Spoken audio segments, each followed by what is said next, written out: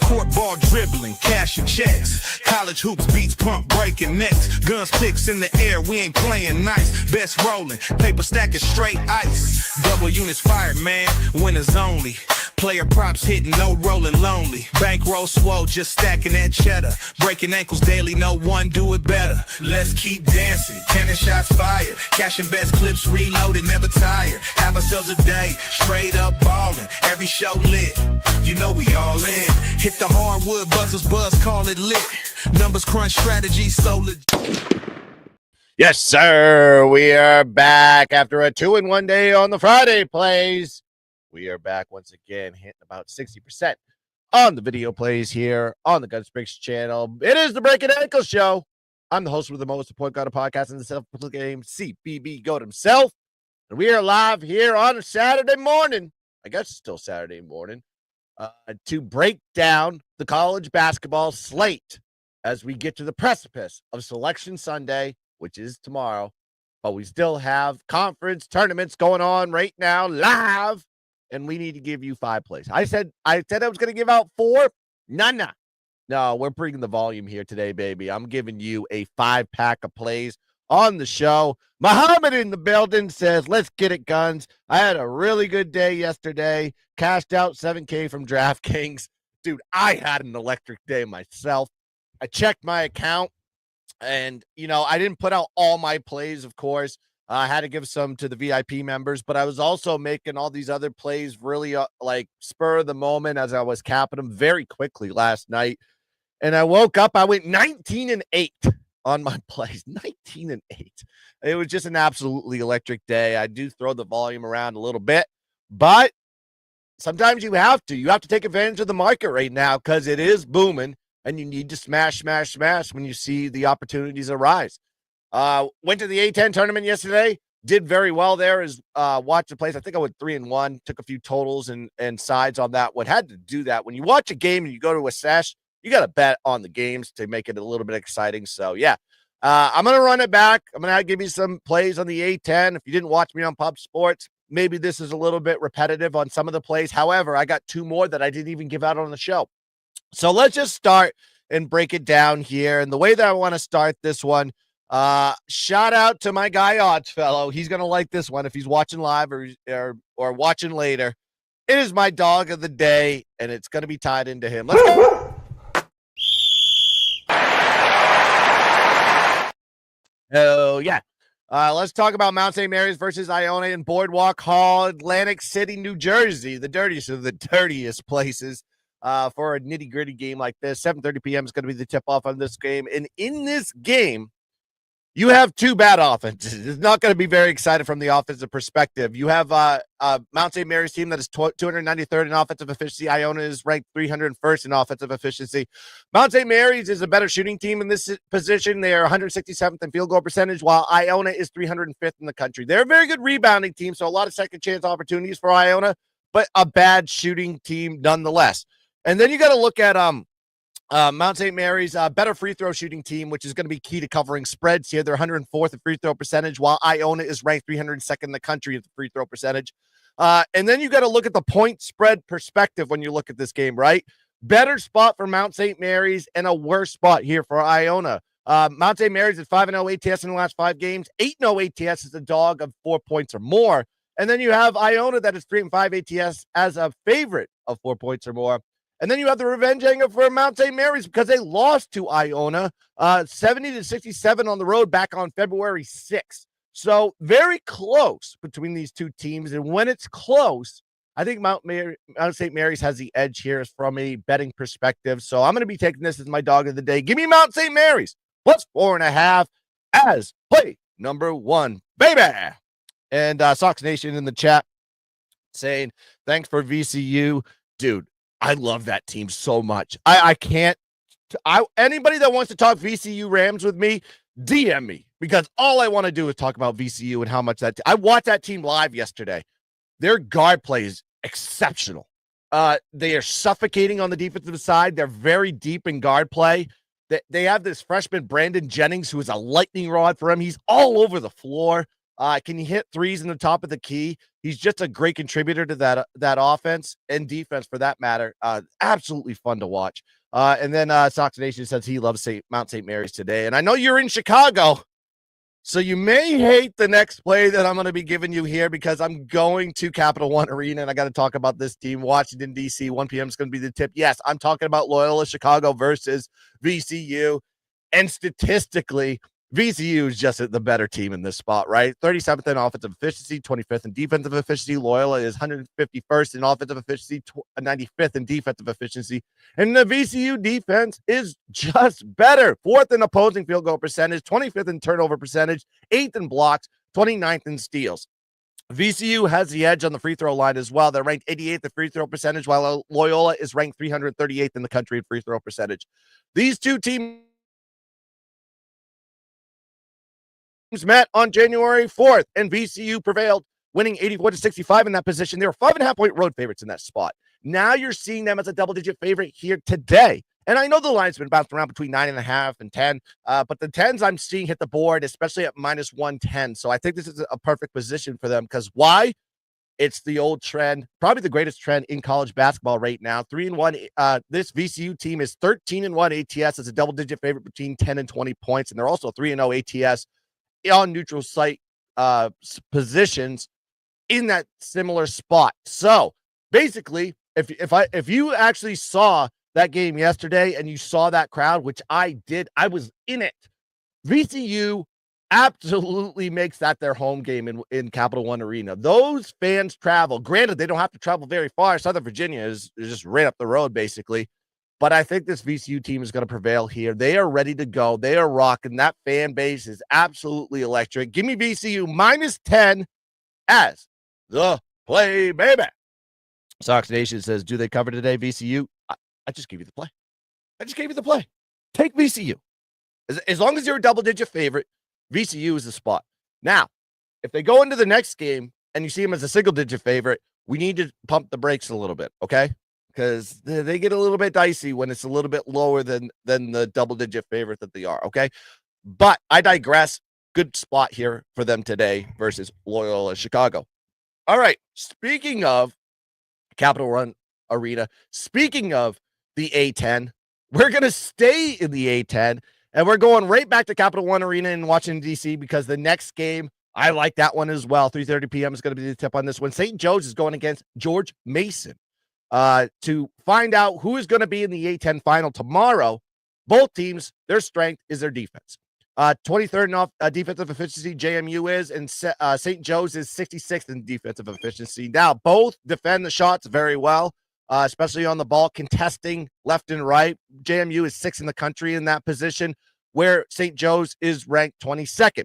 Now, St. Joe's has the edge on the offensive side of the ball, and I think this is going to be the key factor in this game. St. Joe's is ranked 97th in offensive efficiency, 96th in field goal percentage, and 109th in free throw percentage. However, JMU is ranked 208th in offensive efficiency, 134th in field goal percentage. They're 334th in turnover percentage, so they're very sloppy with the basketball, and they're also very bad on the charity stripe, ranked 231st in the country in free throw percentage. This is also a revenge angle here for St. Joe's because why? They lost to JMU 58-57 as 4.5-point road dogs. Now you're seeing them as a short favorite on a neutral site spot. Tells you everything to know. The books are telling you this is a St. Joe's slam spot.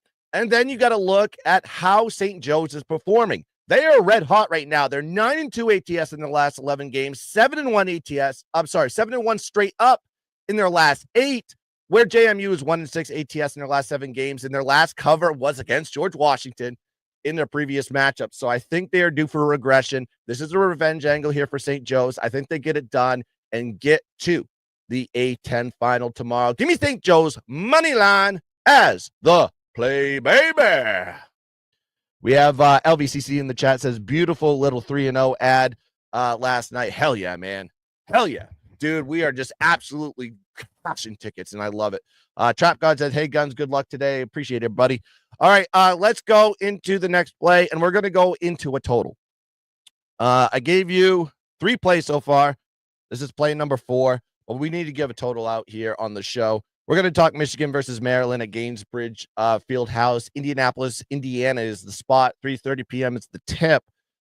In this game, you have a battle versus very good defenses. You have a Michigan defense that's ranked 16th in defensive efficiency, 24th in defending shots. Then you have Maryland defense, 6th in defensive efficiency, 25th in opposing field goal percentage, and they're 37th in defensive rebounding. Now, Maryland's defense has been playing very well. If you look at their last 5 games, they're holding opponents to 62.6 points per game. These two teams did meet on March 5th, so we have a line functionality type of element here. They won the game 71-65, and the total was set at 156. Now you're seeing the total here dip. I got it at 150.5 when I looked at it earlier this morning, and I'm starting to see it dip down to 149.5, and that's 10 days later since the first matchup. Then you got to look at where these teams come from in their previous game. Michigan put up 86 points yesterday versus Purdue, and everyone's like, oh, look at this Michigan offense. They're actually scoring points. However, you look at their previous 6 games, they've only put up 65.8 points per game. So that was a little bit of an outlier, in my opinion. Then Maryland, on the other side, put an 88-point performance against Illinois. But in their last 5 games, they've only averaged 71.2 points per game. So 2 outliers between these two teams against their opponents yesterday. I don't think they can repeat that performance today because both defenses are very good. And also Maryland is 5-0 to the under in their last 5 games. So I think this is a good position to be taking an under. While I kind of lean towards the Maryland side because I think Maryland is just kind of cruising along, I'm a little hesitant here thinking that maybe Michigan has a little bit more motivation because who knows? Do they want to go to the NCAA tournament? Maryland doesn't need to win. So we'll have to find out today. I do just want to take the total on this one. I think that's a better spot here. So give me Michigan, Maryland under the total here, 150.5 as the play, baby. All right. Got my best bet coming up. Haven't talked about this with anybody, but before I do that, like and subscribe to the GunzPicks channel. And yes, you're watching this video live on YouTube. Hit the like button. Hit the subscribe button. If you haven't done so already, hit the notification bell so you know when anytime I go live. Because you want to cash tickets? Do you like winning? Because 60% of the picks that I've given out on this show have cashed for you. 60% of the picks that I've given out on this show have cashed for you. I've given out a ton of picks on the show. Can anybody do it better than me? The GUNZ? Nah. Nobody can. And Trap God coming back in. He says he's loving Louisville plus 6.5 today. We'll see. I don't know. I'm not playing that game at all. I'm just going to be watching it as a fan. But you might be right. This Louisville team is playing really well. And Duke is kind of hamstrung right now without Cooper Flag. So we'll have to figure that one out. But let's just get into what I like to call my best bet for Saturday. Let's go.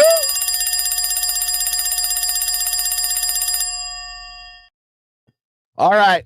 We're going to the SEC. I'm wearing the hat for a reason. We're going Alabama versus Florida at Bridgestone Arena in Nashville, Tennessee. 3:30 p.m. is going to be the tip on this game. And listen. No, you listen. Both teams statistically are strong. I can't deny it. These are 2 of the top 10. These are top 10 teams that are going against one another. Florida is ranked 9th in defensive efficiency, 3rd in offensive efficiency. You have a Bama team that is ranked 4th in offensive efficiency, 26th in defensive efficiency. Florida does defend shots better than Bama. They're ranked 5th in opposing field goal percentage, and that should benefit them in this game because Bama's strength is their shooting. They're 11th in the country in offensive field goal percentage. So this Florida team is going to be very tough against Bama.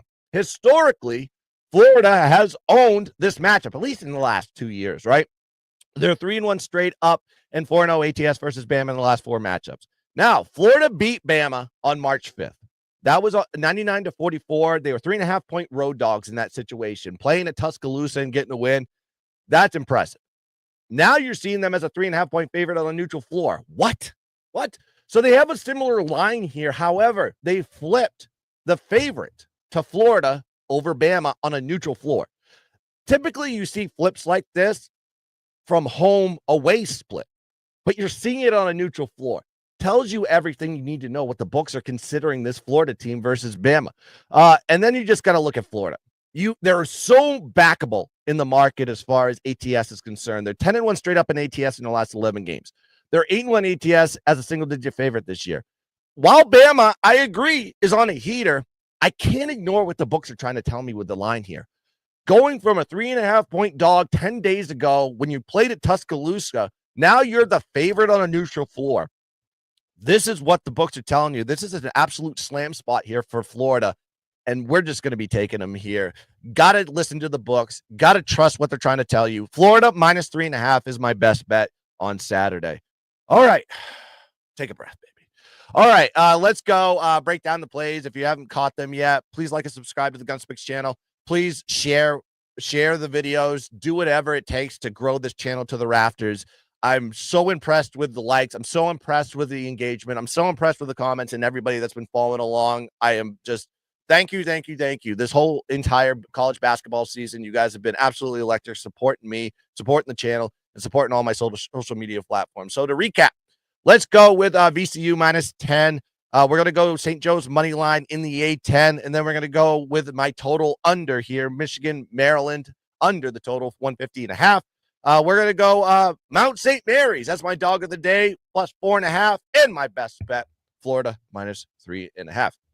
Like I said, like and subscribe to the channel. If you like the content that's coming out here, hit the thumbs up, hit the bell, hit everything.